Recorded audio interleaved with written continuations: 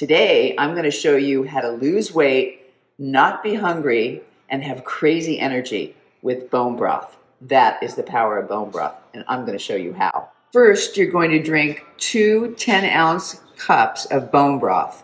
Make sure you put some of the fat in from when you made the broth, because that's what's going to coat your tummy and keep you from getting hungry. Have a low-carb meal at the end of the day, preferably 5 or 6 o'clock, about 3 to 4 hours before you go to bed. Try to drink plenty of water. For women, about 9 cups. For men, about 13 cups. You can have herbal tea or coffee if you'd like as well. Next, make your own bone broth with my bone broth spice kit. Not only will it be much cheaper than the stores, like $5 a quart, but it will taste really very good every time you make it. I recommend grass-fed beef bones, knuckle bones, or marrow bones. Beef bones have a lot more minerals and amino acids and less cholesterol than chicken bones.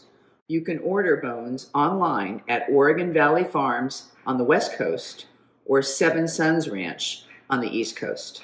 For more detailed instructions on how to make bone broth with my spice kit, go to my YouTube channel and look up how to make bone broth like Grandma used to make.